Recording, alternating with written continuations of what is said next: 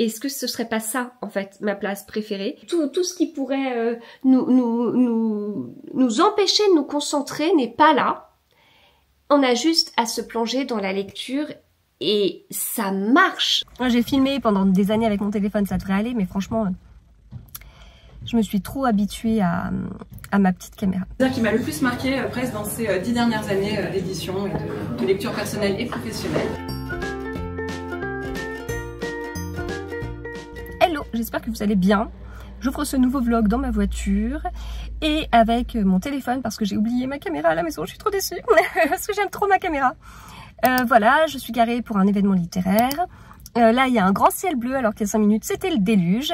Et voilà, écoutez, je vais vous emmener avec moi, mais avec mon téléphone comme avant. J'ai filmé pendant des années avec mon téléphone, ça devrait aller, mais franchement, je me suis trop habituée à ma petite caméra. Si vous entendez du bruit, c'est qu'il y a un ballon de basket sur le trottoir. Voilà, et bien écoutez, à tout à l'heure.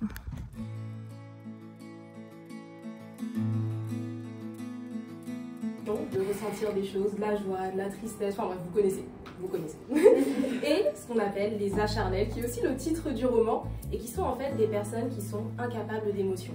Donc ils ne ressentent ni l'amour, ni la joie, ni la tristesse, toute leur vie est neutre finalement. Mais dans mon roman, il se pourrait qu'une romance arrive entre un personnage qui est charnel et un personnage acharné.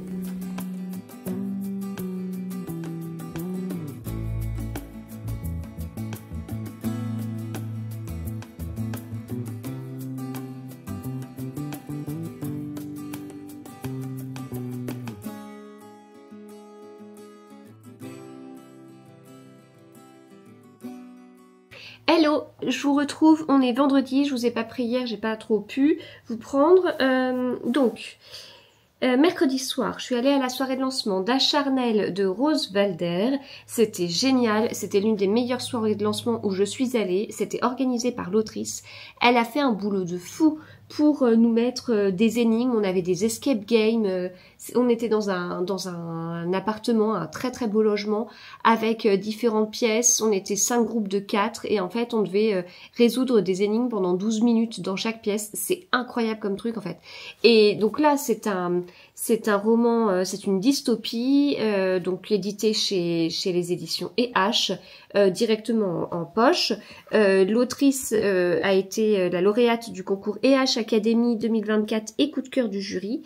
Et en fait, je me dis, il faut attendre d'avoir un événement sur une dystopie pour avoir un événement hyper énigme en fait. C'est assez drôle, mais franchement, c'était très très bien. C'était vraiment très très bien.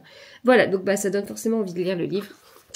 Donc je remercie énormément l'autrice et la maison d'édition et les personnes qui m'ont invitée, etc. Voilà, parce que c'était top top top. J'ai reçu des livres dans la boîte aux lettres, j'ai reçu ces 3 livres. Alors, ça c'est un tome 3, Mission Adoption d'Hélène Maes. C'est un tome 3, il est en librairie le 11 septembre, c'est à partir de 8 ans. Voilà, et c'est chez PKJ. Et les 2 premiers tomes, on les voit ici. J'ai reçu de la part de Tana Édition ce roman graphique. Voilà, 9, d'Anne-Sophie Delcourt. Pourriez-vous donner 10 jours de votre vie au silence et tenir plus d'une semaine loin du monde, sans téléphone ni livre et avec l'interdiction d'interagir avec quiconque? Sans téléphone et sans livre. Et puis, des éditions Point, j'ai reçu ce livre d'après le roman de Catherine Pancol, Moi d'abord. Voilà, également un graphique. Ça me fait de l'air. Hop. Avec une belle carte et puis une petite planche de stickers. Voilà. Et alors côté lecture, j'avance un peu trop doucement à mon goût, mais je suis occupée.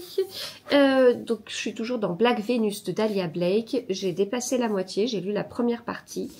J'aime beaucoup. Ça prend une tournure. Enfin là, la fin de la. Enfin, je trouve que souvent quand il y a des parties, c'est parce que la fin de chaque partie, normalement, elle accroche bien, quoi. Enfin, il se passe un truc, quoi. Et en même temps, je trouve que comme c'est la fin d'une partie, on se dit, bah tiens, j'arrête quand même à la fin d'une partie, c'est encore plus marqué que d'arrêter à la fin d'un chapitre. Et en même temps, ça donne très très envie de continuer pour voir ce qui se passe. Donc là, on a deux personnages principalement. On a Violette et on a Onyx. Onyx, c'est un espion, il a donc plusieurs noms. Onyx, c'est un peu son nom d'espion, mais il va jouer le rôle d'Ethan, il va être journaliste, il va se rapprocher de Violette, parce que Violette, c'est une influenceuse et elle fait des spectacles, etc. Et en fait, elle est proche de quelqu'un qui a... en fait, enfin qui est pas très clair et c'est lui qui doit être surveillé. Donc en fait, Onyx / Ethan, donc Ethan, un journaliste qui a pour rôle en fait de se rapprocher de Violette. Attendez, je la refais. On a Onyx / Ethan, qui est donc un espion, et qui va vouloir approcher Violette pour approcher la personne qui est un peu bizarre. Et pour approcher Violette, Ethan / Onyx, enfin il va plutôt s'appeler Ethan dans cette histoire-là, eh bien il va se faire passer pour un journaliste qui va écrire la biographie de Violette. Et l'idée c'est que ce soit une autobiographie, mais en fait fortement, disons que Violette se confie sur sa vie à Ethan, et Ethan écrit pour elle cette biographie. Voilà. Donc Ethan et Violette se rapprochent. Violette, en plus, elle est habituée à mettre la plupart des hommes dans son lit. Et là, avec Ethan, ça marche pas. Et en même temps, Ethan lui-même, il a beau être dans sa mission, eh bien, il se rapproche quand même de Violette, il l'aime bien. Et qu'est-ce que je peux vous dire d'autre? Ethan, il revient d'une mission qui l'a pas mal secoué. Donc en fait, on a le vrai nom de ce personnage qu'on ne connaît pas, le vrai lui, on ne sait pas qui c'est, et il a ce nom d'espion Onyx et ce nom de légende, de personnage qu'il se crée pour pouvoir approcher Violette, qui est donc Ethan. Donc voilà, ça fait poupée russe, si vous voulez. On a la vraie personne. Cette vraie personne est entourée de sa carapace d'espion, et cette carapace d'espion lui met un petit peu de peinture pour qu'il puisse être infiltré comme journaliste. Voilà. Voilà, bah écoutez, ça avance. Là, on a eu un beau petit retournement de situation, et c'est dans la catégorie romantique suspense, et clairement parce que quand on aime les polars, en fait, quand on aime les polars et qu'on aime la romance, franchement, il y a tout. Il y a tout, et on ne sait pas trop comment ça va évoluer, surtout que franchement, à la fin de la première partie, bien évidemment, je ne peux rien vous dire, mais on finit en se disant, what? Le livre continue, on sait que c'est un tome 1, ça va continuer comment? Parce que, en fait, là, clairement, vu la fin de la première partie, ça ne peut pas continuer. Donc, on fait comment? Et bien, c'est ce que je vais découvrir tout à l'heure. Voilà. Donc, écoutez, c'est tout. Je pense avoir fait le tour de ce que je voulais vous dire. Ah si, j'ai reçu un super chouette livre. Enfin, j'ai reçu 2 super chouettes livres hier. J'ai reçu celui-ci. Vous avez vu la couverture de folie, quoi. Il est trop beau. Et puis... celui-ci. Et moi, je suis fan de ce que fait Arttu Tuominen, qui est un auteur de polar finlandais, qui est, je trouve, très courageux, parce que il n'hésite pas à parler vraiment de l'histoire de la Finlande, qui est pas toujours rose, et à mettre des sujets de société qui piquent sur le tapis. Et voilà, je trouve que c'est vraiment courageux. Et ce qui était assez ironique, si vous voulez, c'est que l'année dernière, j'avais adoré Les Guerriers de l'hiver d'Olivier Norek. Et Olivier Norek, dans son livre, qui vient de sortir chez Pocket, eh bien, il parle énormément d'une des guerres de Finlande, en montrant l'héroïsme des Finlandais, et avec une petite touche, une petite pique pour le rôle de la France dans cette guerre où on les a pas du tout aidés, en fait.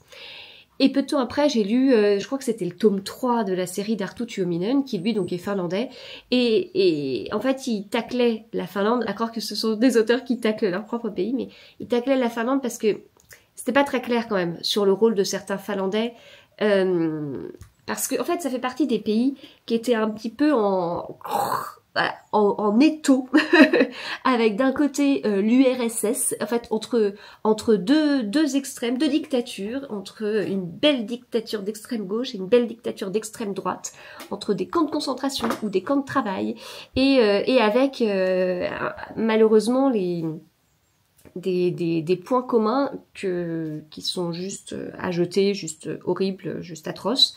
Et donc en fait, sur ces pays pris complètement en étau entre deux horreurs, certains se sont dit, mais en fait, pour surtout pas finir côté URSS, je vais aller plutôt de l'autre côté en fait. Et voilà, il y a eu plusieurs positionnements et donc ce qui rend les choses pas très très claires en fin de compte, parce que ce soit d'un côté ou de l'autre, voilà. Hein. Voilà. Donc c'était assez ironique d'avoir lu les livres avec peu de temps d'intervalle, parce que c'est vrai qu'avec les guerriers de l'hiver, on mettrait les Finlandais sur un piédestal. Et en fait, faut pas mettre tout le monde dans le même panier quelque part. Il y a eu bien sûr des personnes qui ont fait des choses incroyables, qui ont résisté et il faut les saluer.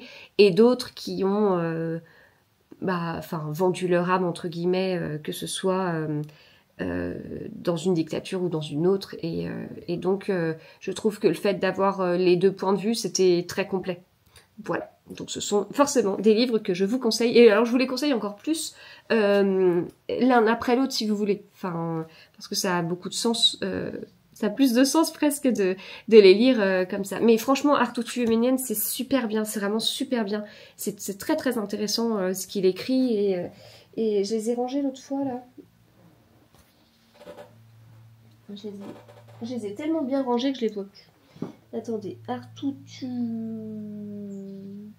Ah si, ils sont là-bas. En fait, on a le serment, la revanche, tous les silences, et puis la honte, que j'imagine être un 4e tome, mais j'ai pas comparé tous les personnages. Bien évidemment, c'est des séries dans l'ordre, donc c'est mieux de les... Enfin, ce sont des séries, c'est mieux de lire les tomes dans l'ordre, parce que dans le 3, il y avait quand même des clins d'œil au tome 1 et au tome 2. Ce sont des livres qui sont sortis pour les 2 premiers chez Point. Voilà, Point, super édition poche sur les polars nordiques, notamment ceux édités par La Martinière entre Arttu Tuominen, Eva Björk Eigisdottir et puis Ragnar Jonasson. Voilà, donc vraiment un auteur à découvrir parce que je trouve qu'on a une certaine image de la Finlande, on a tendance à... je pense, vous me direz en commentaire, si je vous dis...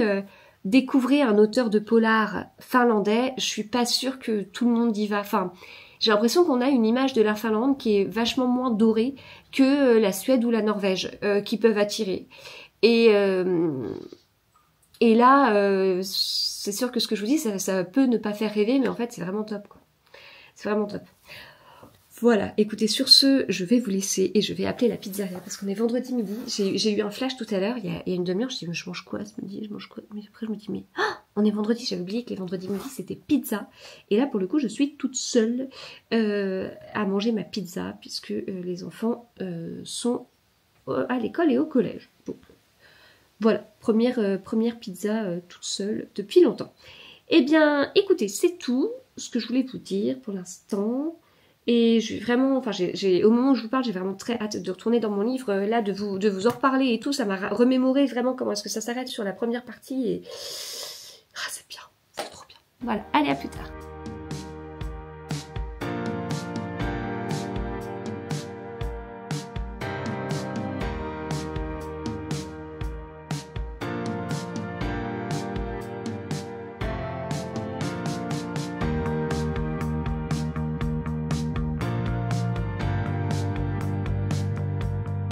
On est hyper contente de vous présenter d'une part notre rentrée littéraire parce qu'on aime vraiment tout particulièrement cette année. On a vraiment trouvé des super titres qui sont pour beaucoup des gros coups de cœur de l'équipe.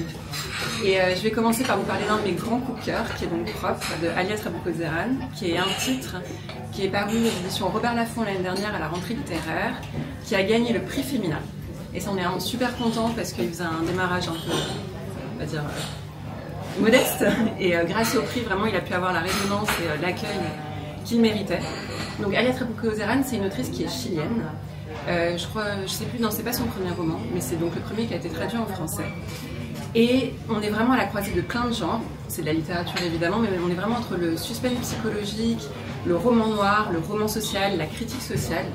C'est un roman très court, très impactant, et en fait on commence directement, donc on est dans le sud du Chili, Et on commence avec le récit d'Estrella. Donc Estrella, c'est une domestique chilienne qui a quitté sa ville pour aller servir dans une maison bourgeoise appartenant à des grands notables chiliens qui ont une petite fille. Et donc elle lave leurs draps, nettoie leur toilette, fait à manger, s'occupe de la petite fille. Et dès le début, on sait qu'il s'est passé quelque chose, qu'il y a eu un drame dans cette vie-là. Alors, c'est donné dès le départ, on sait que la petite fille est morte. Et en fait, Estrella va nous raconter à nous, lecteurs, mais on comprend qu'elle est aussi en train de parler à la police, toutes les étapes, tous les moments forts qui ont mené à ce drame. Et donc, pendant tout le livre, on se demande, mais qu'est-ce qui s'est exactement passé? De Al Michaels. Je ne sais pas comment on prononce, c'est une autrice canadienne, une des plus grandes autrices canadiennes actuelles. C'est un roman qui a remporté le prix Transfuge du meilleur roman étranger, donc encore un gagnant, encore un champion dans cette sélection de rentrée littéraire. Et Étreinte, c'est un roman assez particulier. Les chapitres, au départ, on ne sait pas trop où il va. On suit d'abord un soldat qui est blessé sur le front, et puis ensuite on assiste à la rencontre de deux personnes qui vont tomber amoureux. On ne comprend pas trop le lien, et au fur et à mesure, les liens se font, les liens se créent, et on comprend qu'on va en fait suivre l'histoire d'un soldat qui a été blessé pendant la Première Guerre mondiale et qui va revenir chez lui après. C'est une gueule cassée, et en fait il va prendre une... Pardon, un peu compliqué samedi matin, sans café. Il est derrière, je le vois après. Il va devenir photographe, en fait, prendre monter son cabinet de photographie et prendre en photo justement des portraits de personnes qui sont allées au front, des portraits de survivants de la guerre pour justement rendre compte de tout ça. Et sur ces photos vont apparaître des personnes qui n'étaient pas présentes physiquement lors de la session photo, mais des défunts, des personnes proches, des personnes prises en photo. Et donc ça va être tout ce côté de se dire bah, qu'est-ce qui se passe, pourquoi quand je prends des photos, il y a justement ces âmes qui reviennent. C'est très joliment écrit, c'est très poétique. Coup de cœur de cette rentrée littéraire qui est vraiment incroyable. Celui-ci. S'aimer dans la grande ville, c'est un roman qui a vraiment été un phénomène en Corée du Sud. Quand il est sorti, c'est un roman qui parle d'homosexualité, qui parle de découverte de soi, de deuil, de solidarité. Donc, dans ce roman, on suit donc Young, qui en fait est l'auteur. C'est un petit peu un récit, limite un roman autobiographique. Finalement, donc on y suit Young avec sa meilleure amie donc sur une décennie. Donc au tout début, on va les voir sortir, faire la fête, sortir avec des garçons, enfin vraiment un petit peu dans les quartiers coréens qu'on connaît, donc Itaewon, tout ça, si on suit un petit peu les K-dramas là-dessus. Donc on est vraiment plongé dans la ville et on va y suivre donc cet auteur qui cache son homosexualité à sa mère, qui va découvrir au sein de ses relations, que ce soit amicales, des relations amoureuses. Ça parle de sujets hyper importants comme la séropositivité par exemple, et à quel point les discriminations peuvent continuer sur ce sujet-là. C'est vraiment hyper fort, je trouve, comme mot, une plume hyper poétique. Je trouve que la traduction, et pourtant c'est pas facile de lire des traductions de langues si éloignées du français, mais la traduction est juste incroyable. On a vraiment l'impression de lire de la poésie du début à la fin. Alors, moi je vais vous parler du Voleur d'art. C'est un ouvrage de non-fiction de Michael Finkel, qui est un auteur qui était déjà au catalogue 10-18, qui avait écrit un livre qui s'intitulait Le Dernier Ermite. Et en fait, Michael Finkel s'intéresse toujours à des gens un peu hors du commun, et là c'est vraiment le cas pour ce voleur d'art, puisqu'il s'intéresse à la personne de Stéphane Breitweiser, qui a été surnommé le Arsène Lupin des musées. Puisqu'en fait cet homme, qui était un jeune homme d'ailleurs à l'époque, qui était dans la vingtaine, a durant les années 90 effectué un nombre incalculable de vols d'œuvres d'art dans les musées, principalement en France, en Suisse, en Belgique et un peu aux Pays-Bas, je crois. Et ce qui est fou et ce qui rejoint le thème de l'invisibilité, c'est que donc, déjà il a pu faire tous ces vols. Je crois qu'il y a à peu près 250 casses qu'il a pu faire. Et c'est surtout qu'il volait pendant les heures d'ouverture des musées, sans matériel, et alors qu'il y avait des visiteurs dans les salles. Donc, L'invisible Madame Orwell, qui est un texte de Anna Funder. Donc c'est pas un roman, c'est vraiment une biographie, mais très romancée, de la vie de la première femme du grand George Orwell, donc auteur de 1984, de La ferme des animaux, entre autres œuvres.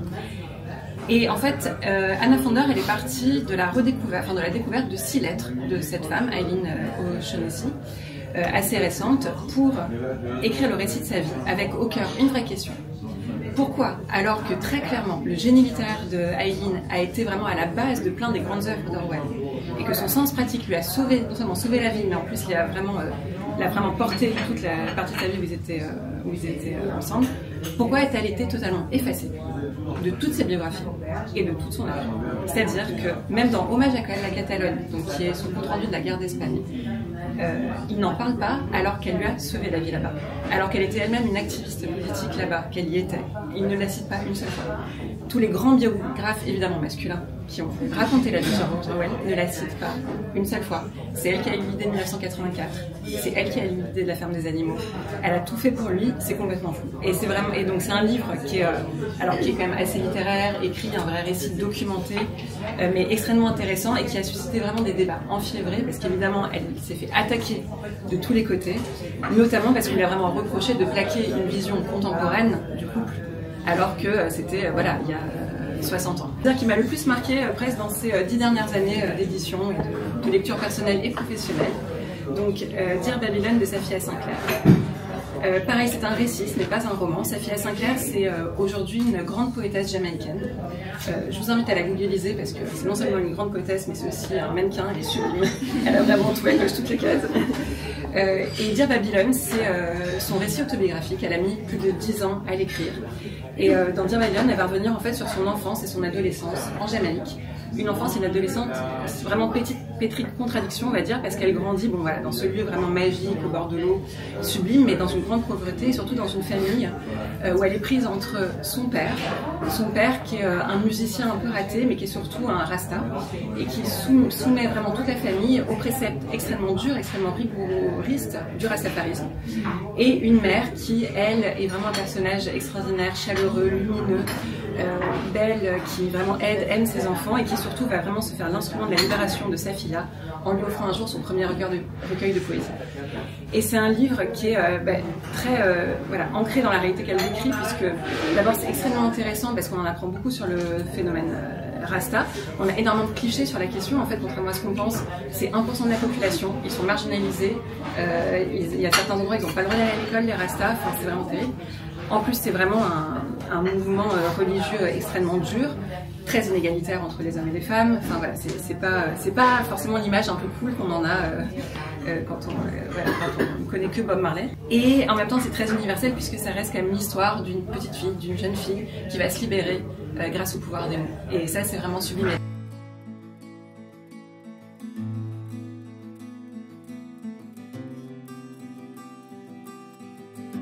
Hello, j'espère que vous allez bien. On est lundi 8 septembre. Ça fait donc une semaine que les enfants ont commencé à reprendre, même s'il y a une semaine pile.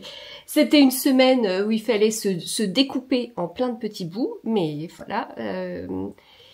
voilà, voilà. Depuis, c'est ce que je disais à mon mari hier. Je dis en fait, mon quotidien maintenant, c'est ça. Voilà, je suis bien organisée. Je suis à l'aise dans mes baskets par rapport à ce que je fais. Enfin voilà, je me sens bien. Ça se passe bien. Donc voilà, c'est mon petit train-train. Puis après, je lui dis, c'est mon petit train-train quotidien depuis 3 jours. Parce qu'il y a eu mardi, le jour où tout le monde était vraiment à l'école et au collège. Tout le monde avait vraiment repris. Le mercredi c'est particulier, donc c'était pas une journée comme ça. Le jeudi j'ai pu avoir quelques habitudes. Le vendredi aussi. Donc en fait il y a 3 jours où vraiment et encore, enfin il y a des choix qu'est-ce que j'avais la semaine dernière? Non, j'avais rien le mardi soir. Mais c'était quand même un peu particulier dans notre organisation familiale, mais il n'y avait pas d'événement littéraire. Le jeudi soir, idem. Par contre, le vendredi, il y avait rien, ni quoi que ce soit. Mais ça m'a fait bizarre parce que j'étais en train de lui expliquer, bah voilà, en fait, maintenant, je m'organise comme ça, je suis bien avec moi-même, je culpabilise pas, je sais que j'ai ce besoin-là, je coupe à cette heure-là, mais en fait, je coupe pas tout à fait, je fais ci, je fais ça. Je lui décrivais le truc, mais vraiment en mode, voilà, c'est rodé, j'ai passé un temps fou à trouver la bonne organisation. Pas du tout. 3 jours. En 3 jours, j'ai un quotidien qui est fait et qui est voilà. Alors l'idée c'est pas de me dire de telle heure à telle heure à telle heure à telle heure. Enfin c'est pas aussi précis que ça. Quoique, disons que je sais dans ma journée à quelle heure je peux j'y arrive plus en fait. À quelle heure ça commence à me stresser parce qu'il faut que j'arrête. Il faut que je coupe, il faut que j'arrête. Et ça veut pas dire que j'arrêterai définitivement dans la journée. Ça veut dire que je vais couper pendant un moment et je me dis tiens, je m'autorise 1 heure. En réalité, je m'autorise 2-3 heures avec interruption de mails, de trucs. Et puis le soir, je reprends pour du contenu. Enfin voilà, c'est bizarrement c'est rodé. Mais c'est bien, enfin c'est bien, cette organisation me convient totalement et je me sens apaisée en fait. Comme au niveau de la création de contenu, c'est quelque chose, la création de contenu littéraire à temps plein, c'est quelque chose de nouveau pour moi, puisque j'ai arrêté mon ancien travail où je vivais un harcèlement moral et donc et qui m'avait fait finir en burn-out et un burn-out long parce qu'en fait une fois que je me suis écroulée en octobre, je suis restée au travail jusqu'à mi-juin. En y allant régulièrement, en continuant à travailler régulièrement, j'ai eu des petits arrêts, mais pas grand-chose. C'était mon choix aussi de faire ça comme ça, mais je veux dire, je suis restée dans ce cauchemar pendant longtemps. Enfin, dans l'absolu, c'est pas énorme, c'est que quelques mois, mais quand on vit ce que j'ai vécu, ça paraît énorme. Mais voilà, écoutez, j'ai tenu pour du mieux et puis bah après demi-juin jusqu'à fin juin, j'étais fatiguée et donc mon quotidien, j'étais pas à l'aise, je culpabilisais de lire dans la journée, j'étais fatiguée, j'avais plus l'énergie, il y avait encore beaucoup d'événements littéraires et j'étais aussi fatiguée d'assurer, enfin je sais pas, c'était pas encore ça. Après, il y a eu tout le moment où les enfants étaient à la maison, puis il y a eu un moment aussi où mon mari était en vacances, et le plus dur a été quand mon mari travaillait et que les enfants étaient à la maison, parce que voilà, je vous l'avais déjà dit dans mon vlog précédent, tirailler avec moi-même, avec je veux être une super bonne maman et je veux faire ça, et en même temps je veux être une super bonne créatrice de contenu et je veux faire ça, et je veux que ça marche, je veux que le fait d'avoir tout plaqué à cause d'un mal-être terrible, que cette nouvelle vie fonctionne quoi, je veux pas, voilà, je veux que ça marche, donc voilà, j'étais tiraillée comme ça, et ben maintenant je ne le suis plus, je suis, voilà, donc il m'a fallu juste, je vous dis 3 jours pour...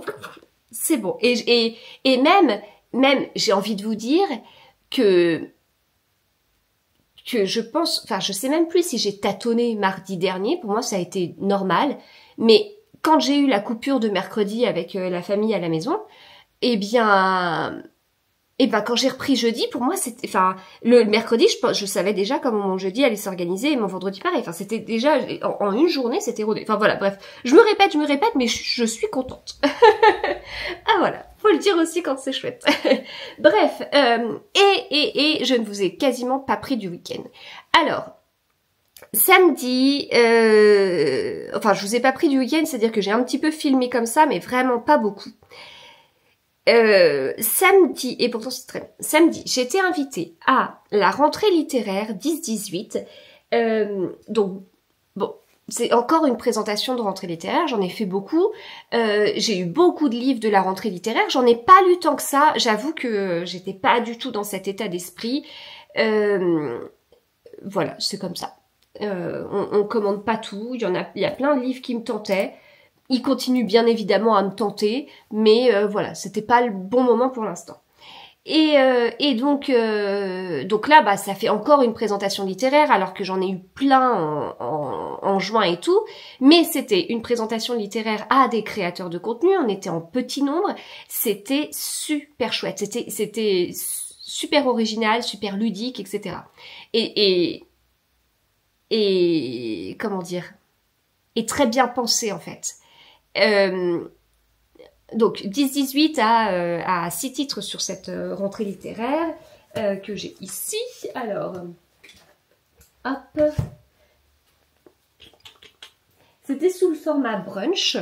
Donc on était accueillis avec des viennoiseries et puis après il y avait du salé qui est arrivé avec des petits sandwichs, enfin salé sucré en même temps parce qu'il y avait salade de fruits, des crêpes, mais il y avait des petits sandwichs, de l'avocat, des tartines, etc.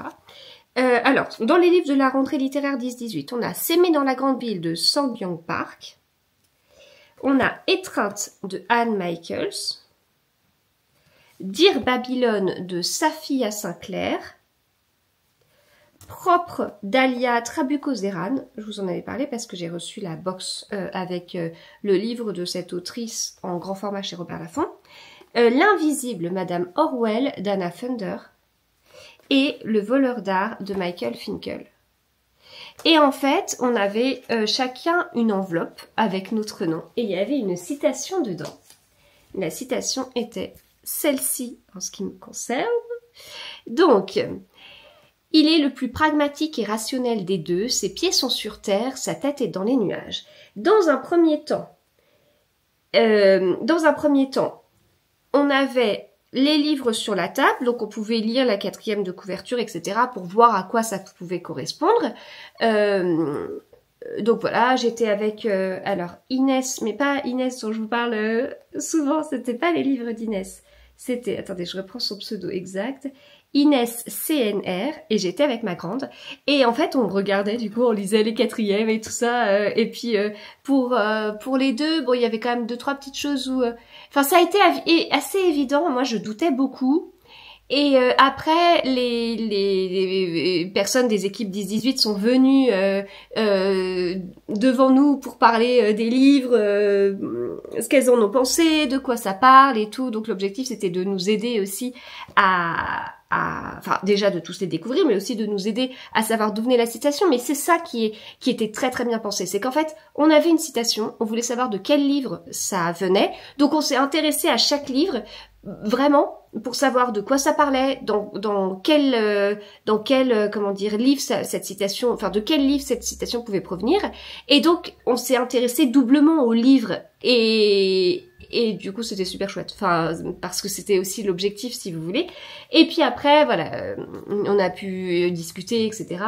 Toujours en cherchant un petit peu et puis bon bah de ce qu'on a compris, les livres étaient quand même assez ciblés pour nous et moi j'étais assez... Je savais pas. J'ai eu un doute avec Étreinte parce qu'en fait sur la 4e, on nous dit qu'on a un soldat, ça se passe en 1917, on a un soldat qui retrouve sa femme. Et je me disais, il est le plus pragmatique et rationnel des deux. Donc ça veut bien dire quelque part qu'on a un couple. Là, S'aimer dans la grande ville, alors j'étais pas sûre parce que c'est pas ça que j'aurais mis en avant. Enfin en tout cas là, on est sur, comment ça s'appelle ? Je crois que c'est une autofiction. Apparemment c'est bien écrit, il y a beaucoup d'humour, ça se passe à Séoul et donc le personnage principal est homosexuel et il vit avec sa meilleure amie. Voilà. J'aime beaucoup la couverture en tout cas. Celui-ci, où j'aime beaucoup la couverture aussi, là on est donc plage jamaïcaine, on a enfin moi ce que j'ai retenu c'est île et poésie paradisiaque. Voilà, ce sont les mots que j'ai retenus.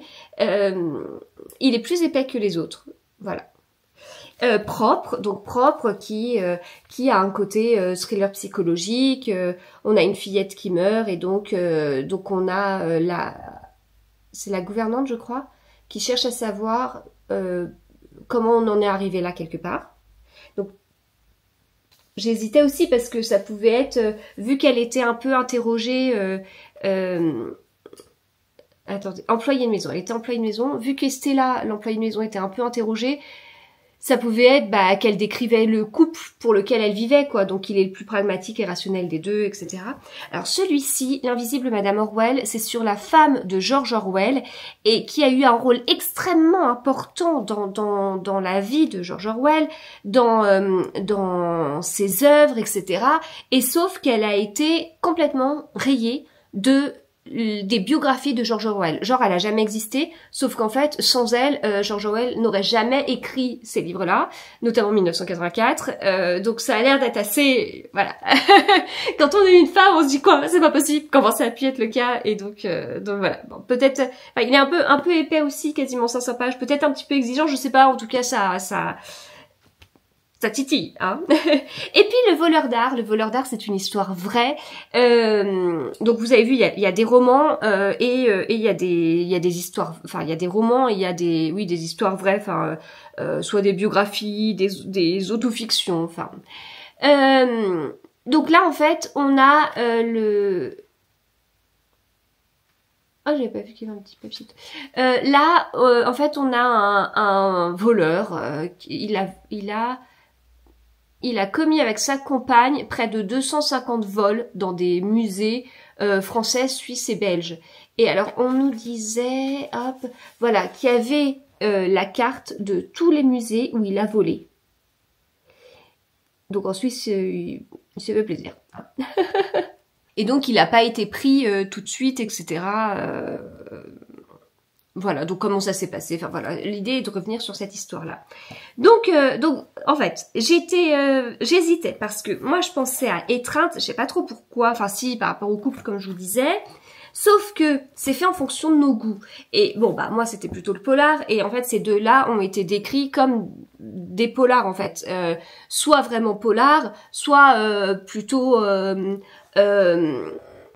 enquête journalistique, si vous voulez. Donc, j'hésitais, mais je me suis plutôt positionnée sur celui-ci. Et donc après, on avait une enveloppe avec le titre du livre qui nous concernait. Et c'était celui-là. Voilà. Donc écoutez, bah du coup, j'ai hâte de lire. Enfin, c'est chouette, quoi. Parce que non seulement, comme je vous dis, on a vraiment pensé au livre d'une autre façon. Et puis en fait, ils avaient déjà pensé à nos goûts et quel livre pouvait nous plaire parmi la sélection. Voilà. Et justement, ce que Alix de 1018 me disait, c'est que comme elle m'avait envoyé celui-là en service de presse et qu'il y avait 2 enquêtes, bah voilà. Et donc voilà, c'est pour ça qu'elle avait choisi celui-là. Alors, ensuite, donc ça s'est terminé vers 13h. C'était près de Gare de l'Est. Et puis après, bah moi je vais toujours à Paris en voiture, hein, donc on a pris la voiture pour aller vers la place de la Bastille parce qu'on avait un événement à 17h à l'Opéra Bastille. Mais bon, je sais pas, on s'est garé genre à 13h45 je pense, à peu près. Et donc on s'est posé quelque part pour prendre un verre, manger, etc. Et donc voilà, on a trouvé de toute façon autour de... Je connais pas bien la place de la Bastille. L'Opéra Bastille non plus, vous me parlez de l'Opéra Garnier, je vous dis oui, c'est là, et là vous remontez, vous avez telle rue, et là vous avez Boulevard Haussmann, et là vous avez... Voilà, ça me parle davantage. L'Opéra Bastille, beaucoup moins. Mais voilà, écoutez, la place, c'est une place globalement classique à Paris, donc entourée de 50 000 restos. Donc on a largement trouvé, on a même pu faire les difficiles, puisque si on se disait non, on va pas là, il y avait au moins 10 autres restos qui nous attendaient. Donc voilà. Et puis ils servent à manger à n'importe quelle heure. Voilà. Donc on s'est posé un long moment, on a discuté. Moi j'ai fait 2-3 trucs pour Instagram, elle a fait 2-3 trucs de son côté. Oui, elle s'est cherché un sac. J'ai lu un peu, elle aussi. Ma grande est en train de lire La femme de ménage. Et voilà. Donc on a pris le temps. C'était bien. On était en terrasse, quoi. Enfin, souvent notre dernière terrasse, c'est quand on va au salon du livre à Nancy. Mais c'est pas dit qu'il fasse tout le temps beau, mais voilà, on mange en terrasse sur la place Stanislas et c'est un moment qu'on aime beaucoup. Donc là, bah c'est pas le week-end du salon du livre de Nancy. On m'a déjà demandé si je pensais y aller, je ne sais pas, on verra. Mais c'est toujours agréable de manger en terrasse. Autant j'ai plus encore la tête dans l'été, si vous voulez, même s'il fait beau, même s'il a fait beau hier, j'ai plus trop la tête dans l'été. Mais une petite terrasse, ça ne se refuse pas. Et donc après, on est allé à l'Opéra Bastille et en fait, on avait rendez-vous là-bas puisque on a assisté à la Reading Party XXL de Point et ça se passait là-bas. C'était génial. C'est la première fois que je faisais ça, une Reading Party. Donc en fait, on avait un petit formulaire il y a un petit moment. Donc moi, j'étais invitée par Point, mais c'était ouvert à tous. Voilà. Et donc on avait un petit formulaire et en fonction on avait une petite citation ou des phrases à choisir, je crois, je ne sais plus trop. On n'avait pas le même livre avec ma grande. Et du coup, à l'entrée, fallait bien donner notre nom, etc. Mais on était... je sais pas, j'ai pas compris si on était 200 ou 300, mais on était vraiment beaucoup. Donc on avait un petit sac comme ceci, qui se ferme. On avait un livre, alors attendez, il est là. Voilà. Donc le petit sac, eh bien, est fait pour qu'on puisse mettre notre livre devant. Et pourquoi un petit sac? Eh bien, pour pouvoir y mettre notre téléphone pendant la reading party. C'est pour ça aussi que j'ai pas beaucoup filmé, etc. On ferme le sac, on le pose là, et puis allez hop, on prend notre livre et on lit. Je crois qu'on avait 3/4 d'heure de lecture. Donc en fait, l'idée, c'est qu'on était plein. On avait des livres points, je sais plus, il y avait 5-6 livres. On avait des livres points et donc on les lisait. On avait un long moment, enfin un long moment. Un moment d'attente avant que tout le monde récupère son livre et tout ça. Donc là, il y a déjà des gens qui commençaient à lire. Et puis après, eh bien, on s'installait dans un espèce de grand couloir sur de la moquette. Alors, on était assis par terre. J'ai eu des réactions sur Instagram. Vous étiez assis par terre? J'avais pas été surprise, mais apparemment c'était choquant pour certains. Bon, ça me dérangeait pas du tout. Il y avait quelques coussins qui avaient été prêtés, et il y avait des gens qui avaient déjà emmené des coussins et tout, qui devaient être bien habitués. Et donc on a lu pendant ce moment-là. Moi, je suis pas du style à... Je peux lire dans un café, mais je suis pas d'une efficacité folle. Quand je lis à la maison, j'ai mon casque avec réduction de bruit sur les oreilles, avec de la musique. Là, j'avais pas du tout pensé à l'amener. Et en fait, c'est bizarre parce qu'on peut se dire, on est tous en long, on était les uns en face des autres, mais ça tournait en rond. En plus, on avait vu sur la place de la Bastille. Et ça aurait pu être un peu bizarre, on aurait pu comme se dire mince, je suis observée, ou se dire il va y avoir du bruit. Ah, c'est pas du tout comme ça, c'était parfait. Il y avait pas de bruit, il y avait même pas, je me suis dit des gens qui font du bruit comme ça, ou des bruits de ventre, ou des bruits, genre de trucs qui moi m'agacent, mais qui fait partie de l'être humain, hein, mais il y avait pas de bruit, et en fait on y va, et c'est comme si on était, comment vous dire? Enfin, c'était parfait. C'était parfait. Ça a débloqué chez moi une nouvelle passion. On est enlevé de toute la pollution qui pourrait nous empêcher de lire. Donc, notre téléphone, il est là. Voilà. On est dans un lieu, il n'y a pas d'ordi. C'est un peu ça qui est compliqué pour moi, notamment hier. Bref. Je vous parlerai de mon dimanche peut-être après. Mais voilà, il n'y a pas d'ordinateur, il n'y a pas de téléphone, ou en tout cas il est mis à part. Il n'y a pas de télé pour ceux qui sont pris par la télé. On y va, il n'y a pas de... j'étais avec ma grande, mais du coup, il n'y a pas les enfants, il n'y a pas l'heure du goûter, il n'y a pas le moment de manger, il n'y a pas... Enfin, je sais pas comment vous dire. Tout ce qui pourrait nous empêcher de nous concentrer n'est pas là. On a juste à se plonger dans la lecture et ça marche. Enfin, en tout cas chez moi, ça a totalement marché, quoi.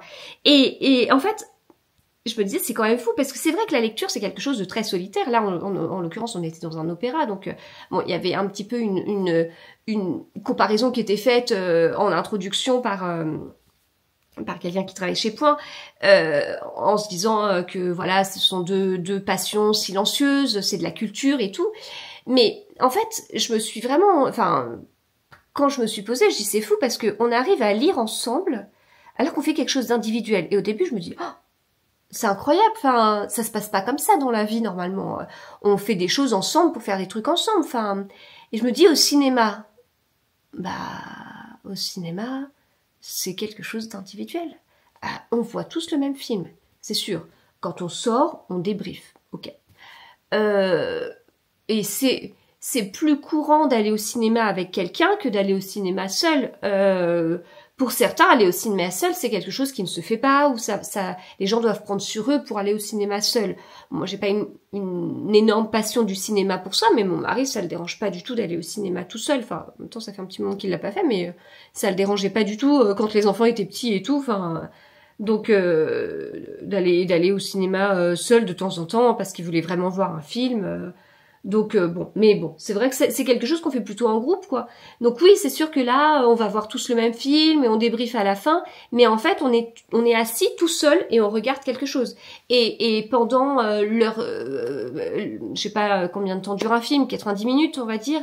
En fait, pendant 90 minutes, on est tout seul avec nous-mêmes. Puis après, on va débriefer un petit peu après. Mais du coup, c'est pas si bizarre que ça d'être assis les uns à côté des autres et d'avoir une occupation individuelle, mais en groupe. Et après, on a débriefé, justement pour que ça passe comme au cinéma, on a débriefé. Comme je vous dis, on était par groupe, il y avait 20 groupes, et donc on a débriefé, chacun avait son livre, donc on était plusieurs à avoir le même, sur ce qu'on en a pensé, etc. Et là aussi où c'était magique, c'est que, donc moi j'ai eu ce livre, Les âmes féroces de Marie Vintras. C'est l'autrice de Blizzard, dont on avait pas mal entendu parler, que j'ai lu en grand format, aux éditions de l'Olivier, il me semble, en même temps je suis en train de regarder en haut, alors que Marie Vintras c'est plutôt vers le bas. Mince, ça doit être derrière, bon c'est pas grave. C'était un livre court, Blizzard, qui m'avait beaucoup plu. Et j'avais beaucoup aimé Blizzard, beaucoup d'ambiance, beaucoup de non-dits, d'implicite, et c'était très bien fait. Et quand on comprenait, c'était assez fou. Et je dis quand on comprenait parce que j'avais échangé avec quelqu'un à l'époque qui était passé totalement à côté du livre, qui avait pas compris du tout. Bon, après, c'est quelqu'un à qui il fallait souvent expliquer les dénouements de polar, si vous voulez. Donc, voilà, après à vous de voir où est-ce que vous en êtes par rapport à ça, mais bon, qui était certainement passé à côté. Mais moi j'avais vraiment beaucoup aimé, c'était bien écrit et tout ça. Et là, je vais pour commencer Les âmes féroces, et hop, là on est page 14 et 15, c'est la première double page si vous voulez, il n'y a pas de paragraphe. Et là, je me suis dit, la vache, ça va être long, les 3/4 d'heure vont être longs. À la fin des 3/4 d'heure, je suis arrivée à la page 65, j'étais totalement dedans. Et après, on m'a demandé, mais tu vas le finir ou pas du coup? Et je dis, mais en fait, j'ai un contrat de lectrice avec moi-même.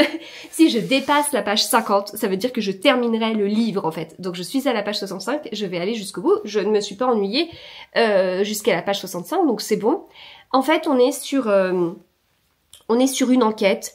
On a une shérif femme qui vit avec une femme et donc vous imaginez toutes les difficultés rien qu'avec le fait qu'elle soit femme shérif, le fait qu'elle vive avec une femme, le fait qu'elle soit femme shérif qui vive avec une femme, enfin vous imaginez tout ce qu'il peut y avoir, donc voilà il y a ça. Mais en fait on a une enquête, on a une jeune qui a disparu et il n'y a pas de dialogue, mais ça se lit bien parce que en fait, on enchaîne les idées dans ce qui est mis. C'est pas parce que on a comme ça une impression de long monologue quelque part ou enfin, c'est pas parce qu'on a ça que c'est lent, que ça tourne autour de la même chose, qu'on est sur une description de pièce avec le moindre petit truc. Pas du tout. En fait, enfin, on suit le cheminement, on suit les pensées. À un moment donné, elle revient en arrière. Après, enfin oui, après elle explique son passé, comment elle en est arrivée là, mais tout est logique en fait, c'est parce qu'elle voit quelqu'un qui lui fait penser au passé, enfin c'est pas comment dire, c'est pas le bazar. C'est pas le bazar parce que, ou alors c'est un bazar logique et elle nous accompagne dans son bazar. Mais alors dans ce cas-là, si on parle de bazar, c'est que dans la tête de tout être humain, c'est le bazar. Voilà. Et donc c'est entre fait et pensée, si vous voulez. La narration est à la première personne et moi, pour l'instant, ça le fait totalement. Et clairement, le contexte y a fait. Il y a un moment donné, il fallait se plonger dans le livre qu'on avait dans les mains. Je me suis plongée dans le livre qu'on avait dans les mains. Vraiment, au début, j'ai été rebutée en disant what? Où sont les paragraphes, en fait? Où sont les paragraphes? Et puis, en fait, donc il n'y a pas de chapitre. Mais il y a souvent, comme ça, des sauts de lignes et ça permet d'avoir aussi une petite respiration. Et puis, il y a des pages qui sont... Attendez, je vais essayer de retrouver... Non, bah, je retrouve encore sur une page sans paragraphe. Attendez, il doit y avoir, à un moment donné, c'est un peu... Ah non, elles sont vraiment comme ça. C'est fou parce que je m'y suis totalement... Ah non, mais il y en a plein des pages, dingue. Ah, écoutez, en tout cas, les conditions étaient parfaites pour débuter, pour moi, pour débuter ce livre. Donc je vais le continuer. Alors peut-être pas au même rythme en fait, peut-être pas au même rythme. Là, je l'ai repris ce matin avant de me lever, j'ai lu 4 pages. Le temps que je me remette dans le truc, l'idéal aurait été de le lire d'une traite dans les conditions dans lesquelles j'étais à la reading party. Mais voilà, du coup, j'ai adoré cette expérience. C'était vraiment très très chouette, donc trop bien. Et après, parce que l'heure tourne et j'ai quelque chose de prévu. Dans 8 minutes, j'ai lu le tome 2 de Campus Drivers de C.S. Quill. J'avais adoré le tome 1. J'ai adoré le tome 2, mais pas pour les mêmes raisons. J'ai adoré le tome 2 parce que, donc en fait, l'histoire, c'est qu'on a des étudiants, des étudiants masculins qui font partie de Campus Driver. Donc ça veut dire qu'ils sont, ils ont en job étudiant, on va dire entre guillemets, d'amener des filles d'un point A, enfin c'est souvent des filles, d'un point A à un point B via une application, etc. Donc ils sont un peu taxi et ça marche bien parce qu'ils ont le côté beau gosse, parce que plein de choses. Donc dans le tome 1, on découvre tout ça et j'avais beaucoup aimé la relation entre les deux personnages et tout ça. Ça m'avait beaucoup plu en fait. Puis je découvrais l'autrice. Enfin, c'est plus lisse que ce que je pensais, mais ça l'est pas totalement non plus. Voilà, c'est pas à mettre en tout. Moi, je donnerais pas ça à ma fille de 14 ans, par exemple. Parce que dans le tome 1, lui, ouais, mais ça vous spoilerait. Non, je dis rien. Mais bon, il y a quand même pas mal de scènes explicites aussi, et voilà, il y a peut-être 2-3 sujets où bof, quoi. Après voilà, ils sont étudiants, enfin, faut remettre les choses dans le contexte. Enfin, moi ça me choque pas, voilà, ils sont étudiants, on pense à certains trucs même dans le vocabulaire, mais derrière, pas à 14 ans pour moi. Et donc là, on a 2 autres personnages, donc un gars des Campus Drivers et on a une fille qui s'appelle Carrie. Et Carrie, elle a une caractéristique qui va nous plaire forcément, c'est qu'elle adore les livres et notamment elle lit de la romance. Et le gars, donc qui s'appelle Donovan, qui est réputé pour avoir une nouvelle fille dans son lit chaque soir, eh bien veut savoir comment devenir le petit ami parfait. Il y a une raison à ça, une raison qui fait froid dans le dos. Auquel on s'attend pas et donc comment devenir un bon petit ami et du coup tout le monde lui dit bah va voir Carrie parce que avec ce qu'elle lit elle va t'aider avec tous ses book boyfriends elle va t'aider à avoir le petit ami parfait. Donc là ce qui est chouette c'est qu'en fait on a un personnage qui adore les livres et si on est très cliché, on va se dire ouais, c'est quelqu'un d'introverti, elle a des lunettes sur le nez, elle a ce côté un petit peu apeuré du fait qu'elle soit introvertie, elle est pas moderne, enfin voilà, plein de trucs comme ça, plein de trucs clichés alors que nous-mêmes on aime la lecture, elle est pas du tout comme ça. Elle a un côté piquant, elle a des réparties, elle est un peu agressive. Elle est un peu, elle a une bonne carapace, hein. Elle a une bonne carapace et du coup, pour se protéger, tout ce qu'on lui dit, elle le renvoie un peu, voilà. Et il a fallu que je m'habitue à cette personnalité. Alors maintenant que je vous le dis, j'ai l'impression de la trahir. Je ne vis pas du tout avec les personnages des livres que je lis. J'ai l'impression de la trahir parce qu'en fait je l'aime bien après, et je la comprends et voilà et je me suis vraiment attachée à elle. Mais je me dis avec cette énorme passion qu'elle a, qu'on comprend, à me donner, enfin ces livres c'est précieux pour elle. En objet mais aussi intellectuellement, enfin voilà, il y a plein de choses par rapport à ça et derrière sa personnalité pour moi voilà, c'était pas ça tout de suite quoi. Voilà. Mais écoutez, après, ça l'a fait, je l'ai vraiment dévoré et bien évidemment, j'ai hâte de lire le tome suivant. Et j'ai débuté hier soir celui-ci, La rançon de la gloire, le tome 17. Alors pour la petite anecdote, au début, j'ai pris le tome 18 et je me suis dit, je suis vraiment sûre d'avoir lu le tome 17, ça fait un petit moment, genre 1 an et demi que j'ai pas lu d'Amish, je sais plus. Et voilà, donc j'en suis vraiment au début parce que hier, j'ai travaillé. Alors que je pensais pas que j'allais travailler. Mais bon, bref, c'est comme ça. Et mon mari me dit, mais c'est marrant parce que à une période, tu les sortais pour te réconforter le dimanche soir quand t'avais ton petit blues du dimanche soir, là. Il me dit, là, tu te sors un dimanche soir. Du coup, tu te sens comment maintenant que t'as quitté ton travail un dimanche soir? Ah mais ça va, j'ai hâte de travailler demain parce qu'en fait là j'ai travaillé ce week-end, j'ai fait des trucs samedi soir aussi, j'ai fait des trucs et tout et j'ai mis plein de petites graines en fait, des petites choses et j'ai dit maintenant j'ai hâte que tout le monde reprenne lundi 9h et que les petites graines je vois ce qu'il en est, des réponses à mes mails, des trucs, des machins donc non ça va, en fait j'ai un peu deux vies, j'ai la vie avec mes interlocuteurs notamment dans les maisons d'édition qui, on va dire, travaillent grossièrement de lundi 9h à vendredi 18h. Et donc, ça veut dire que vendredi 18h, on ferme boutique. Donc, pour moi, ça me fait un petit quelque chose. Quand on ferme boutique, ça veut dire que il y a quelque chose qui s'arrête dans la semaine. Moi, je vais continuer à travailler sur d'autres choses, dans le week-end, etc. Mais il y a quelque chose qui s'arrête, en fait. Voilà. Et donc, ça ne reprendra que le lundi matin. Et voilà. Donc, non, ça va. Je l'ai vu pas trop mal les dimanches soirs. C'est que j'avais fait le bon choix. J'ai bien fait de faire ce métier-là. Je m'arrête là parce que j'ai une visio qui va débuter dans un peu plus d'1 minute. Bon, j'ai fait mes petites affaires et je me suis rendu compte que j'ai oublié de vous parler d'un livre. C'est celui-ci, je l'ai terminé, Black Venus de Dahlia Blake et c'était trop bien. Il est génial ce livre. C'est... Ouais, c'est une romance. Ouais, il y a des scènes explicites, mais c'est pas qu'une romance en fait. Enfin, quand on aime le polar, c'est juste dingue et on n'a qu'une seule envie, c'est voir la suite. C'est embêtant pour moi de vous en parler parce qu'il y a un énorme retournement de situation. Attendez, je vais m'installer sur un petit fauteuil. Il y a un énorme retournement de situation qui fait que si je vous dis ce que j'ai pensé du livre. Ou à quoi ça me fait penser, mais je sais plus si ça je vous l'avais dit dans un petit bout de vidéo que j'ai enregistré en fin de semaine, mais ça spoilerait totalement quoi. Enfin parce qu'en fait ça me fait penser à des choses qui ouais vous spoileraient. Franchement il était trop bien, ça a été un plaisir de lire, très addictif. Top, écoutez j'ai hâte de lire la suite qui sortira bientôt et j'ai la chance de faire partie des partenaires Nox, je suis très touchée, je suis très contente, c'est génial donc voilà, je pourrais vous en parler avec grand plaisir. et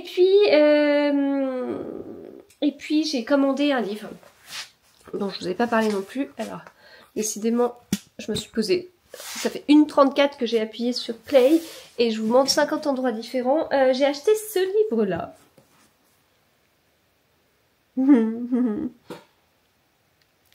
La société très secrète des sorcières extraordinaires de Songu Mandana chez Lumen sur les conseils de Kimi Collection que j'ai vu à la soirée de mercredi là. La soirée par laquelle on a ouvert ce vlog et on parlait de Cozy Fantasy et d'autres choses et tout ça j'ai je tente très bien quoi, puis en fait en parlant et tout elle m'en a décrit 2 notamment celui-ci et j'ai pourquoi pas, je vous lis la 4e. Franchissez les portes de la maison de nulle part et laissez-vous envoûter. Mika Moon, je sais qu'en lisant la 4e je vais avoir envie de le lire tout de suite. Mika Moon a toujours, enfin presque toujours, respecté 3 grandes règles. Cacher sa magie, dans les vidéos qu'elle poste en ligne, elle fait juste semblant d'être une sorcière. Faire profil bas, après tout, qu'est-ce que 14 000 abonnés?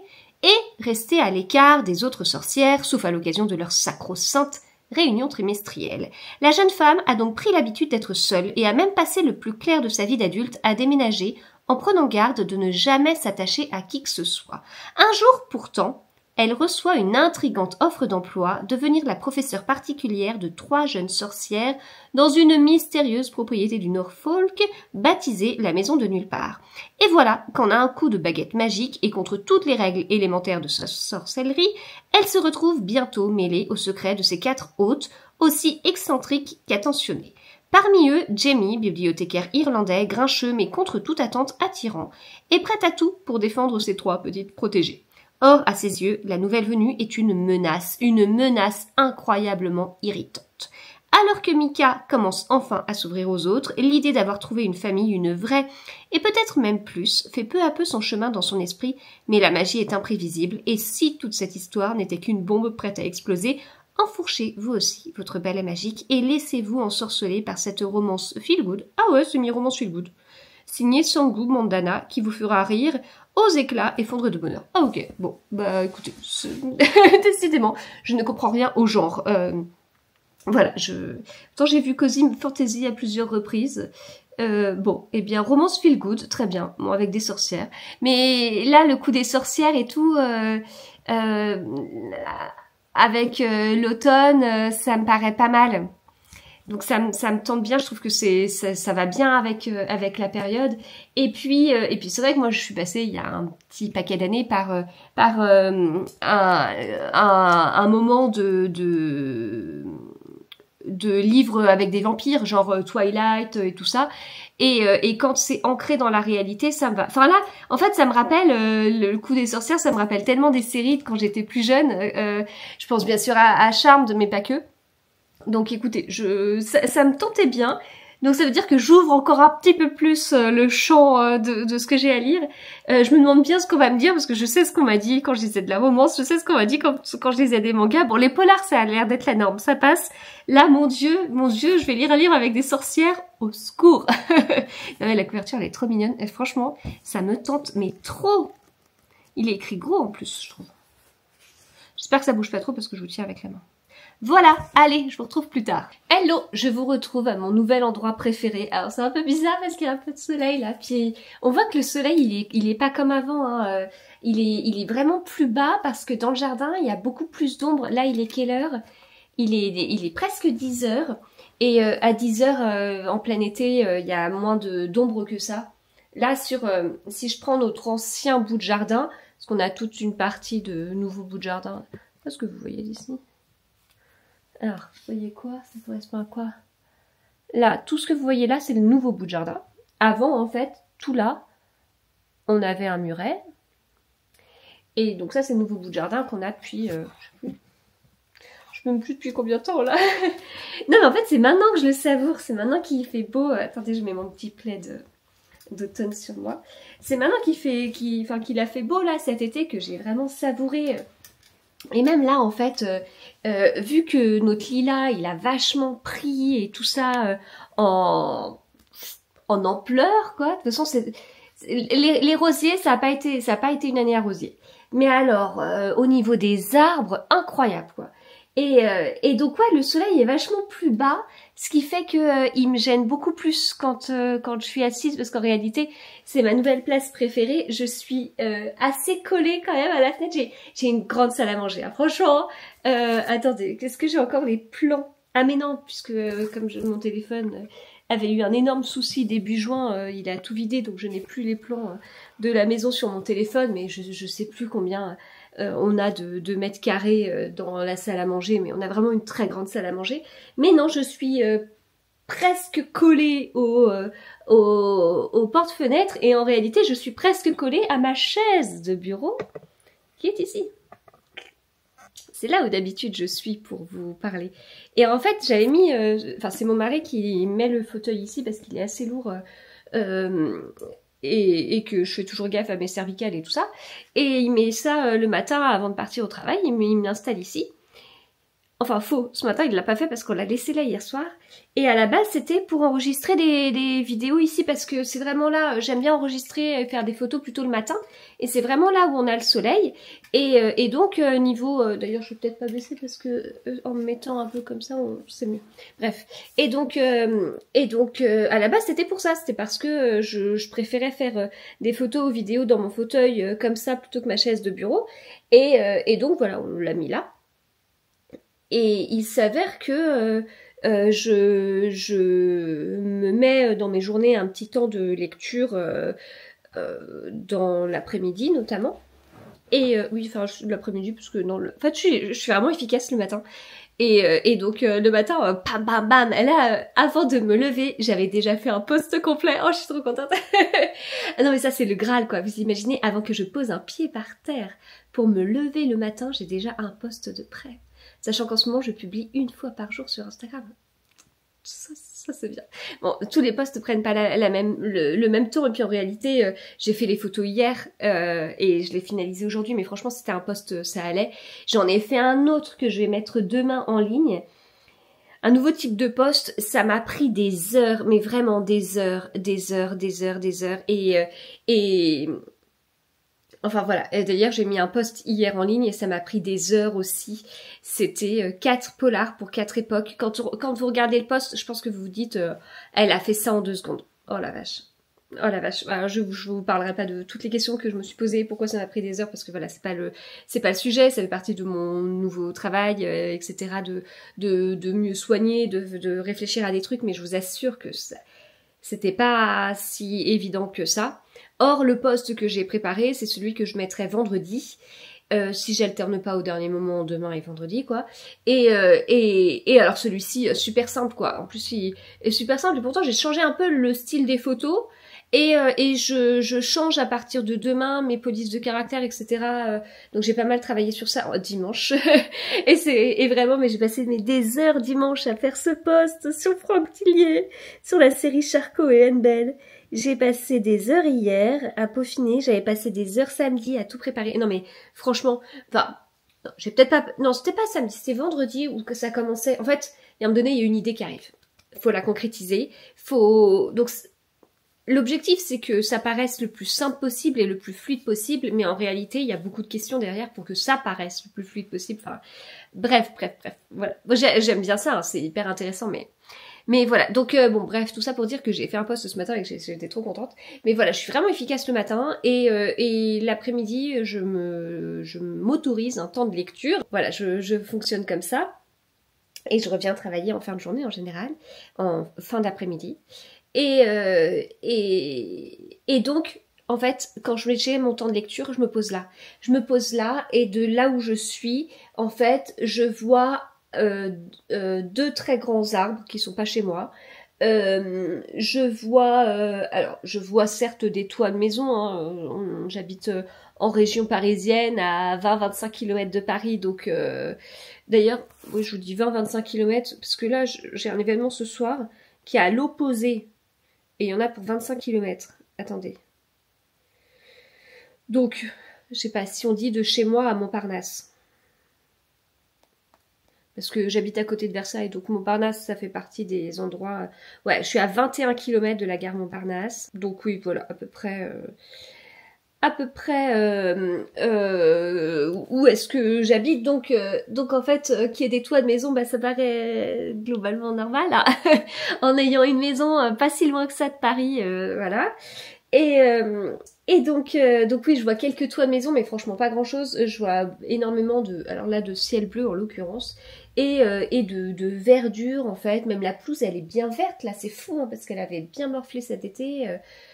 Bon, après les chaises, elles sont dispatchées un petit peu de partout, parce que ça c'était en fonction de où je mettais mon œuf. J'avais besoin d'une chaise à côté, d'une chaise pour poser mes pieds et d'une chaise pour mettre mes affaires. Mais bon, bref, en tout cas, c'est hyper agréable de lire et d'être vraiment, de voir ça en fait, de voir la nature comme ça.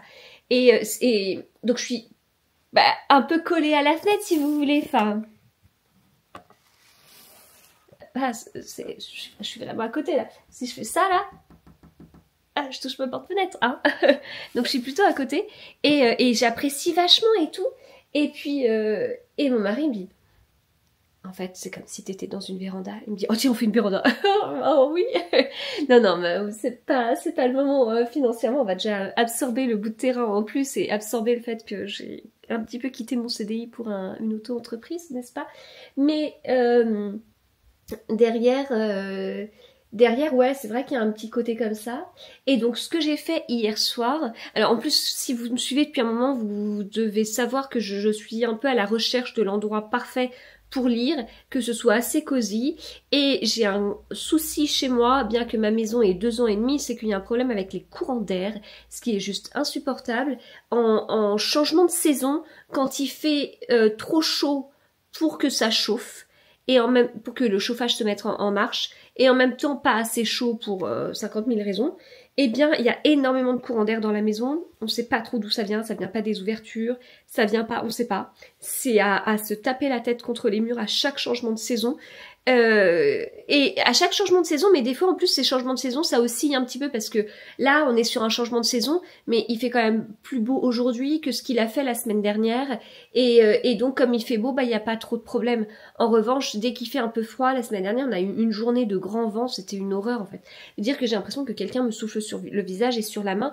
Encore, j'ai pas très froid dans la maison, mais quand j'ai froid dans la maison, pas chaud, ou en tout cas je cherche à me réchauffer, et que j'ai cette impression de quelqu'un qui vient me souffler, c'est insupportable. Et quand on est sur une maison qui a 2 ans et demi, pour laquelle on a changé nos ouvertures, on a remplacé les baies vitrées où il pouvait y avoir un tout petit peu d'air par des portes-fenêtres où c'est ça me rend folle, ça me rend folle. Alors différence de température entre les pièces, ok, entre en bas et en haut, ok, on a un rideau qui sépare la salle à manger de l'étage, un rideau thermique machin, enfin qui est censé atténuer le bruit et tout ce qui est justement température. Je ferme les portes des toilettes parce que j'ai toujours un doute que ça puisse venir de là, notamment en haut, c'est vrai que c'est un peu froid. On a la cuisine, un cellier, le garage. Du garage, il peut y avoir du froid, mais le garage mène au cellier, le cellier mène à la cuisine mène à la salle à manger, et ça, ce sont des portes à chaque fois. On a mis un truc sous les portes pour... et en fait, je ne sais pas. Et le pire, c'est au milieu de la salle à manger. Alors, autour de la porte d'entrée, il n'y a pas de souci. Autour des portes-fenêtres, il n'y a pas de souci. Et le pire, c'est au milieu de la salle à manger. Et c'est pas à côté. Et mon mari a fait un test avec de l'encens la semaine dernière. Et en fait, j'étais pas là quand il a fait le test. Et il me disait que, ouais, effectivement, on voyait un truc au milieu de la salle à manger.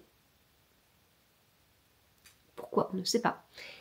Ça me paraît en plus totalement illogique. Mais c'est ça qui me gêne beaucoup. C'est que tout est très illogique. Et il m'a dit, près des bibliothèques, en fait. Et je n'ai pas d'explication. Et on n'avait pas ça dans notre ancienne maison. Et dans notre ancienne maison, on chauffait la salle à manger uniquement avec une cheminée. Ici, on chauffe uniquement avec du chauffage au sol. Ce qui pour moi est sur le papier ou dans mes premières pensées, je me dirais c'est vachement mieux quand même un chauffage au sol, c'est bon quoi. Et ben voilà. Non, je vous le dis là, je vous le dis parce que ça fait 6 jours que j'ai pété un plomb mercredi, donc je suis beaucoup plus apaisée, je peux en parler, sinon j'aurais été très très en colère et voilà. Mais bref, donc là on est sur un test, pour voir, mais franchement c'est juste insupportable. Donc en fait, je cherchais la place parfaite en sachant très bien que quand on a comme ça des changements de saison, tout change dans la salle à manger au niveau de ses courants d'air. Et moi c'est vrai que ça me rend folle vraiment parce que en fait c'est pas normal d'avoir des courants d'air comme ça dans une nouvelle maison. Je sais que je suis très sensible, hein. Je sais que y a des gens qui se posent et qui ne ressentent rien, mais moi je le ressens. Je paye cette maison, je l'ai payée, je la continue de la payer. C'est le plus gros bien immobilier qu'on ait pu avoir dans notre vie, et je refuse de bosser pour payer une maison qui ne me permet pas d'être sereine dans la maison à des périodes en fait. Ça c'est illogique en fait. Voilà. Bon après le fait de je ne travaille pas pour payer ma maison exclusivement, enfin bon, j'ai envie que mon auto-entreprise marche pour que je puisse continuer à payer cette maison, mais j'avoue que j'adore ma maison, sauf pendant ces périodes où je la déteste et ça m'insupporte parce que ça me stresse, parce que ça m'empêche d'avoir un moment de détente, un moment qui me permet de couper, lire, et en même temps lire fait partie de mon travail aussi. Si genre mercredi dernier, j'ai beaucoup moins lu que prévu tellement c'était horrible en fait, c'était horrible. Et puis après, quand je rentre dans une colère, moi aussi je deviens illogique. Je deviens aussi illogique que ces courants d'air. Et du coup, ça m'affecte énormément. Donc il faut trouver une solution quand je suis pas dans cet état-là, mais en même temps, enfin voilà. Bref, c'est compliqué à gérer et donc tout le monde ne ressent pas forcément cet air-là de la même façon.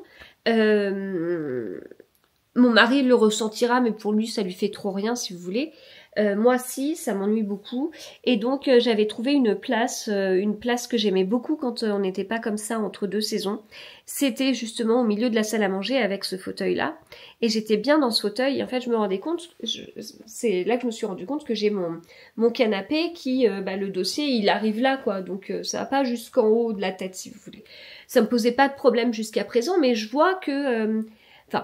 si je vous fais la chronologie, petit à petit, je me suis habituée à être dans ce fauteuil-là, au milieu de la salle à manger, donc pas ma place que j'avais avant. Alors, faut savoir aussi que la place que j'avais avant est une place sur le canapé que j'avais choisie à cause de ses courants d'air. J'avais testé chaque place sur le canapé, je m'étais dit là, c'est là où il y a moins de courants d'air. Il y en a, mais il y en a moins. Et alors d'ailleurs, oui, on avait en solution, quand vraiment ça allait pas trop, un petit chauffage d'appoint que je mettais à côté de moi, justement sur cette place qui était la meilleure place, mais quand même pas parfaite du tout. Et ce petit chauffage d'appoint, en fait, au bout d'un moment, ça chauffe, et donc j'avais plus ce truc de courant d'air, et ça allait. Et donc, mercredi dernier, je reste sur ma place, puis en mode vraiment buté, quoi, j'aime cette place, j'aime ce fauteuil, en fait, je suis bien dans ce fauteuil, je ne voulais pas changer, j'avais tout installé à côté et tout, enfin, je voulais pas changer. Et donc là, je dis, allez, c'est bon, on va sortir le petit chauffage d'appoint. En fait, rien à faire de quelle est la température intérieure, la température extérieure. Ça devient un enfer, donc stop. Je mets le petit chauffage d'appoint à côté de moi pendant 1 heure, 1 heure et demie, 2 heures. Ça n'a rien changé. J'ai continué à avoir de l'air sur moi, sous mon nez, sur mon nez, sur mes yeux. Voilà, bref. Donc, ça m'a agacée et je suis partie, du coup j'ai commencé à me préparer un peu plus tôt pour un événement littéraire tellement ça me gonflait de rester là et puis en fait je suis partie en retard parce que j'ai mis trop de temps à me préparer. Enfin plus tard que ce que j'avais prévu. Donc le lendemain j'ai pas eu à me poser, le vendredi je me pose avec une petite appréhension et je me dis bon, je vais y retourner sur le canapé, sur ma place d'avant où il y avait pas de souci. Mais bon, c'est vrai que globalement, on repart un petit peu en été au niveau des températures. Bon, pas tout à fait. Enfin, on sent que le fond d'air est un peu plus frais quand même qu'en été. Mais bon, c'est quand même pas tout à fait pareil. Mais en fait, de me mettre dans mon canapé, je vois que je suis moins bien installée. Puis du coup, je vais me baisser pour être mieux mise. Et en fait, c'est pas bon pour ma névralgie, je trouve, parce que moi, je suis moitié. Enfin là. En même temps, je suis assise n'importe comment, mais je suis avachie, des fois je vais me pencher, je suis moins bien installée que dans mon fauteuil, donc ça m'agace. Et donc, ce que j'ai testé hier soir, c'est de lire ici jusqu'à ce que le soleil se couche. Donc on voit bien que c'est une solution très très très très intermédiaire parce que une soirée de lecture ne s'arrête pas quand le soleil se couche. Alors, surtout en ce moment, franchement, le soleil se couche de plus en plus tôt. Mais j'ai vachement apprécié. Enfin, après manger, je me suis installée là, ma dernière était à côté. Et donc je me suis installée là, j'ai lu là, c'était génial. Et puis après, une fois que c'était fini, on s'est mise avec ma dernière dans mon canapé, on a lu toutes les deux côte à côte. Mais j'ai ressenti un petit peu d'air, mais je pense qu'il y avait aussi des portes en haut. Genre dans la chambre de ma dernière, il fait frais, elle est au-dessus du garage. Et les toilettes sont aussi au-dessus du garage. Alors autant dans la chambre de ma dernière, on a un chauffage qu'on mettra, autant dans les toilettes, non. Alors que dans les toilettes du bas, on a le chauffage au sol en fait. Mais il faut qu'il se déclenche. Et bref. Bon, voilà. Donc l'objectif de ce que je vous dis en fait, l'objectif derrière c'est de vous expliquer un petit peu mon fauteuil, pourquoi je suis là, et le fait que... Et en fait le truc de se dire je cherche un endroit préféré, et la question que je me posais, parce que franchement quand on enlève le fauteuil du milieu de la salle à manger, on gagne vachement de place. Donc est-ce que je vais pas pousser la table de la salle à manger plus par là si vous voulez, et donc ça veut dire que quand je travaillerai, je m'éloignerai peut-être d'1-2 mètres de la porte-fenêtre et donc de la lumière quelque part, mais bon, ça va quand même. Et est-ce que je vais pas laisser mon fauteuil ici? Est-ce que ce serait pas ça en fait ma place préférée? Alors bien évidemment, il y a cette histoire de lire jusqu'à ce que le soleil se couche. Et en fait, on a des rideaux qui sont tout fins comme ça. Enfin, vous voyez, on voit à travers, quoi. Et on a des stores. Enfin, attendez, je vais illustrer ce que je vous dis. Les télécommandes, c'est la vie. Hein. Avant, on avait quand même on avait des volets en bois. C'était pas pareil. Hein. Notamment quand il pleuvait, lors des orages, c'était horrible. J'ai l'impression de me faire tremper quand je fermais mes trucs. Donc, on a des volets roulants et on a des rideaux comme ça. Voilà. Et donc, on voit tout à fait les volets à travers. Donc, en fait, si jamais je veux me... Enfin là, je vous raconte vraiment toute ma vie. Hein. Je trouvais que ce vlog était déjà long. Je vous ai même pas parlé du livre que j'ai terminé hier. On va réussir à reparler lecture. Mais en tout cas, si je veux rester là, si en fait ici, ça devient mon endroit préféré. La journée, ok. Oh non, j'ai trop monté. Ah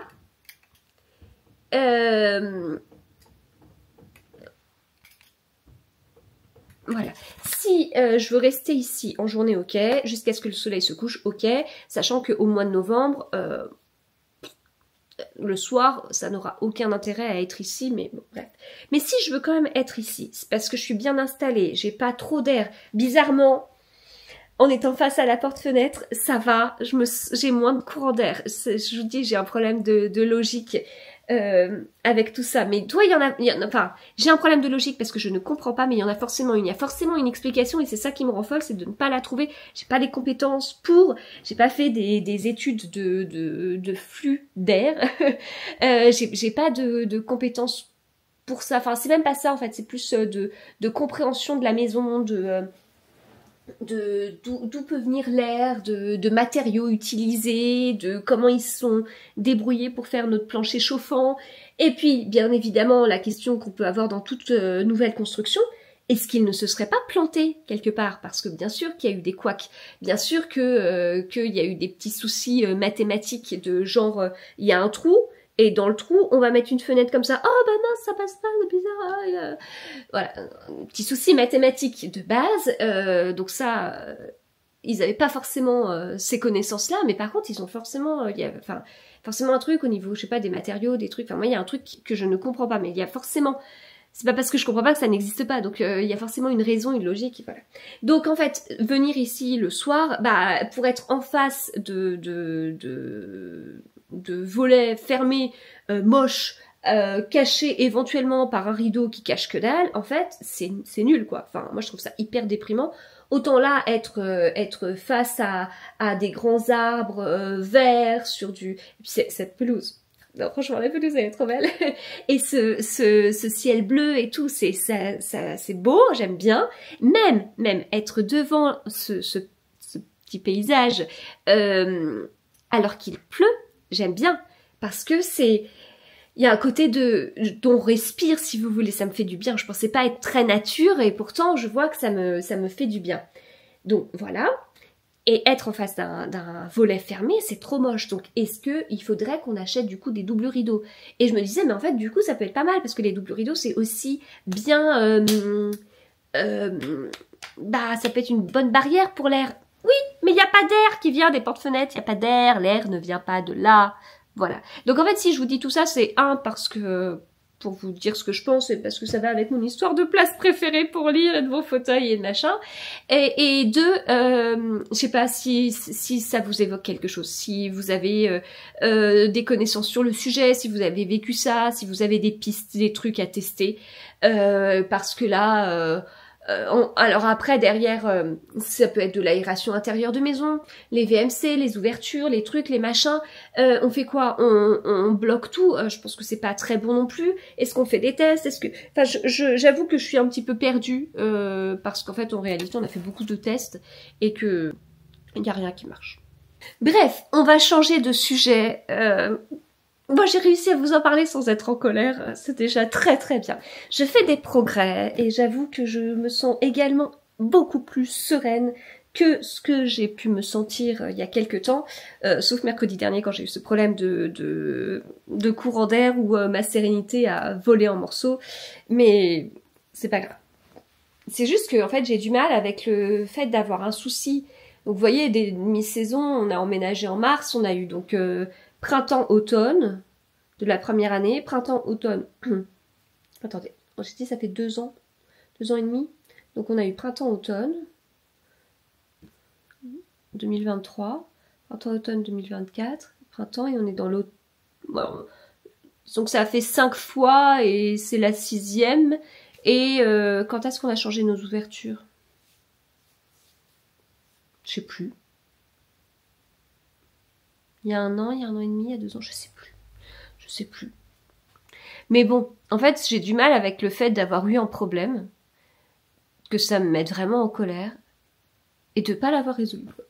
Mais j'ai pas de piste. J'ai pas de piste. On a fait appel à quelqu'un qui trouvait que toute l'installation était vraiment génialissime. C'était parfait. Donc ouais, peut-être faire appel à quelqu'un d'autre, je sais pas. Bref, allez, on change de sujet, vite. Donc j'ai terminé La rançon de la gloire d'Amish Macbeth, 17e tome, c'était bien, donc un petit peu plus long que les tomes précédents. Il y a des petits passages que j'ai beaucoup aimés. Tu vois Lugs, murmura Amish, c'est son chien. Le problème quand tu vis dans un village, c'est que tout le monde sait ce que tu fais. Tu te souviens du touriste new-yorkais qui a séjourné ici cet été? Il disait que nous avions de la chance, parce que en ville, on peut vivre sur le même palier que quelqu'un sans jamais faire sa connaissance. En fait, c'est lui qui a de la chance, et le pire, c'est qu'il ne s'en rend même pas compte. Voilà. Donc petit débat. Est-ce qu'il vaut mieux vivre dans un endroit petit, un village où dès que vous ouvrez un volet, tout le monde est au courant et voilà, ou est-ce qu'il vaut mieux vivre en ville où du coup il y a tellement de monde qu'on n'en a strictement rien à faire de vous. Idem dans les commerces en fait. Je trouve. Est-ce que vous préférez... Ça a vraiment été une question pour moi pendant un petit moment. Est-ce que je préfère aller dans un commerce où les gens me connaissent bien, ou genre un coiffeur, ou enfin imaginez ce que vous voulez, un endroit où les gens me connaissent bien et où du coup connaissent tellement bien ma vie qu'ils vont relancer, etc. Enfin se rappeler de la fois précédente et tout. Ou est-ce que je préfère aller dans un endroit où je suis une éternelle inconnue? Eh ben en fait je crois que j'ai besoin un peu des deux en fait. Et peut-être un peu plus être une éternelle inconnue que d'avoir ce côté des fois qui me met mal à l'aise. En fait, ou alors je trouve ça cool d'aller dans un endroit où on se souvient de moi parce que du coup on peut dire ouais la dernière fois gna, et au bout d'un moment ça m'agace et j'ai besoin de changer. Enfin je sais pas, enfin je pense oui notamment tout ce qui peut être coiffeur, esthéticienne, enfin je sais pas des endroits ça dépend, je pense que ça dépend de la relation. Si vous avez genre un libraire génial, moi ce que j'ai jamais vécu, mais une librairie proche de chez vous, avec un libraire en qui vous avez totalement confiance, et que le libraire vous connaît tellement bien qu'il vous propose des livres, qu'il vous conseille avec des livres où vous êtes quasiment sûr d'aimer le livre, franchement ça, c'est trop précieux, et du coup ça donne pas du tout envie de changer de librairie quoi. Enfin... mais déjà, bon, c'est un cadre particulier, faut que vous ayez une librairie à côté de chez vous, ce qui est de plus en plus rare, et du coup, si ça ne vous satisfait pas, faudrait changer de librairie, une autre librairie à côté de chez vous, ce qui appliquerait 2 librairies à côté de chez vous, ce qui est encore plus rare. Mais ouais, ça c'est vrai que c'est super précieux. En revanche, il y a des endroits où il y a des choses qui m'ont agacée, j'ai pas forcément envie de revoir les personnes par rapport, parce que j'ai pas été forcément satisfaite et que je l'ai dit, ou je sais pas. Bon bref, c'est une réflexion ouverte, mais j'ai trouvé ça assez rigolo parce qu'en fait ce dont Amish parle, c'est quelque chose qui me parle aussi en fait.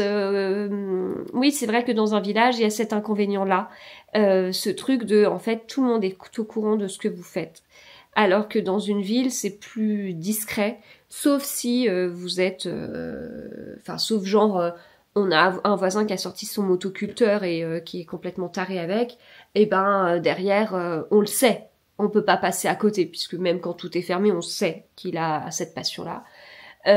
Donc pour le coup on sait des choses, on sait ce qu'il a fait quand il a sorti son motoculteur. Bon. Je ne sais pas. Voilà, réflexion ouverte sur cette fin de vlog. Et j'ai commencé une autre romance, mais je vous en parlerai dans le prochain vlog. Voilà, je vais m'arrêter là parce que j'arrête pas de parler. J'ai hâte d'avoir vos réactions en toute bienveillance, hein, s'il vous plaît. Parce que quand je me livre et que je dis ce que je pense, je sais que enfin, du coup, je peux être aussi plus sensible par rapport aux commentaires que je peux avoir, surtout si j'ai voilà. Donc en toute bienveillance, s'il vous plaît. Et donc, je vous remercie d'avance pour vos avis sur les différents sujets. Voilà. Allez, je vous souhaite de très bonnes lectures et on se retrouve bientôt.